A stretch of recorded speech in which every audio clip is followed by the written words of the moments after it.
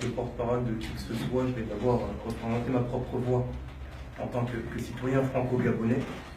Et je vais avoir du mal à trouver mes mots après ce témoignage parce que je pense que ça nous a tous pris aux tripes. C'est très compliqué d'avoir un message clair après ce type de témoignage, mais je vais essayer d'être le plus clair possible. Je crois qu'on peut aujourd'hui se passer de toutes les circonvolutions précautionneuses que veut la diplomatie. Je pense qu'on peut aller maintenant droit au but et dire les choses telles qu'elles sont. Tout le monde sait, aux quatre coins du monde, ce qui s'est passé au Gabon. Tout le monde sait aujourd'hui qui est le vainqueur de l'élection. Et tout le monde sait aujourd'hui qui a des armes et qui tue. Tout le monde sait aujourd'hui qu'on est dans une situation extrêmement difficile, avec des enjeux extrêmement importants.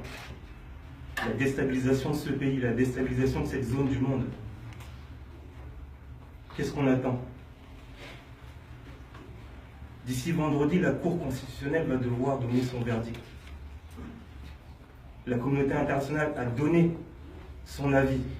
Oui, elle a parlé d'évidentes anomalies. Oui, quand on essaie de traduire le langage diplomatique, on se dit que oui, la communauté internationale sait ce qui s'est passé dans le Haut-Ogooué. Elle a donné maintes et maintes chances à Ali Bongo de dire la vérité. Aujourd'hui, il est dans une fuite en avant. J'ai ce souvenir dans cette interview chez un de vos confrères où on lui posait la question des morts. Et tel un assassin sûr d'avoir réussi le crime parfait, il ose répondre aux journalistes: quelle mort? Où sont les corps? Permettez-moi de vous dire qu'en tant que franco-gabonais, j'ai eu très mal. J'ai eu peur aussi. Mais il y a deux types de peur. Il y a la peur qui paralyse et il y a la peur qui rend encore plus déterminé. Aujourd'hui, je suis encore plus déterminé à dire stop. Mais on ne doit pas être seul. La France, bon sang. Pays des droits de l'homme. 1789, aujourd'hui, il y a un peuple qui lutte avec son hymne national, avec des drapeaux qui se fait massacrer. Et on regarde. Et on dira après, comme au printemps arabe, oh, on savait, mais on n'a rien fait. Et ça va s'inviter dans les débats politiques. On s'en fiche de ça aujourd'hui. Oh, des débats ingérence, pas ingérence, non. L'ingérence, c'est un devoir quand un peuple est en danger. Aujourd'hui, le peuple gabonais est en danger. Pourquoi? Parce un seul homme a décidé de se maintenir de force au pouvoir. Et on regarde. Je dis stop. Et tous mes compatriotes franco-gabonais disent stop aussi.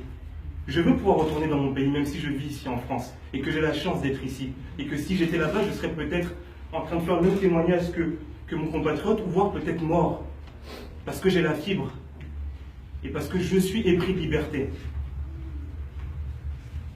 Alors oui, on attend le verdict de la Cour constitutionnelle, qui se veut aujourd'hui porte-parole du camp d'Ali Bongo.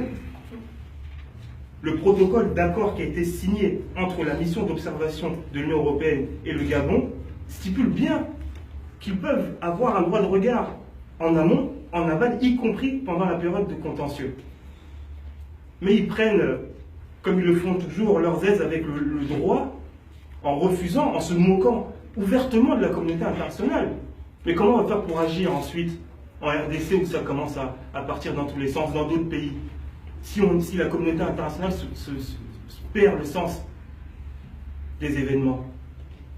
Alors, puisqu'on connaît les résultats, puisque les résultats sont connus de tous, tout le monde sait qu'il y a eu ces évidentes anomalies, pour parler avec ces circonvolutions précautionneuses dont je parlais, puisque la Cour constitutionnelle ne veut pas accéder à la transparence, eh bien j'ose appeler cette communauté internationale à dire: écoutez, puisque vous voulez faire vos petits arrangements à huis clos, nous on connaît le véritable vainqueur de cette élection. Et je ne dis pas ça par rapport à des liens ou autres que je peux avoir avec Jean-Ping. Je dis ça au nom vraiment de tous ces gens qui sont épris de liberté. Aujourd'hui, on empêche un peuple de dire son souhait. Et quoi qu'il arrive, il le dira. Et je vais finir avec une chose. Il est inadmissible, inconcevable, de se dire aujourd'hui qu'il y a un massacre qui se prépare, que tout le monde sait, Personne ne pourra dire on ne sait pas. C'est inconcevable de regarder ce qui se prépare et de se dire ah ben ça va quand même se faire. Alors qu'on a les moyens d'agir. On a les moyens d'agir. En 1 heure, en 2 heures, On l'a vu par le passé. Alors je ne vais pas refaire un appel comme ça a été fait, je n'en ai pas la prétention, je n'en ai pas la compétence, je n'ai aucun mandat pour ça. Par contre, au nom de la liberté, au nom de cette aspiration à la démocratie, je dis, peuple éclairé de ce monde, grandes institutions internationales, si vous voulez que l'Afrique s'éveille, accompagnez-la. Et ce que montre le peuple gabonais aujourd'hui doit servir d'exemple. On doit se saisir de cette opportunité. L'Union européenne le montre avec brio, avec grande fermeté. On remercie vraiment Mme Mogherini, Mme Cécile Kyenge, Mme Maria Gabriel pour avoir dit les choses telles qu'elles sont, d'avoir voulu permettre au peuple gabonais de se libérer du tyran. Parce que, appelons un chat, du tyran qui est aujourd'hui à la tête de ce pays. Alors oui, saisissez-vous de cette opportunité, tous ceux qui peuvent le faire. On n'a pas le droit. Ils ont un rendez-vous avec l'histoire. Le Gabon, c'est 1,8 million d'habitants. Mais ce qui se prépare par la suite, je peux vous garantir qu'on va tous se regarder en se disant « on savait, mais on n'a rien fait ». Je vous remercie.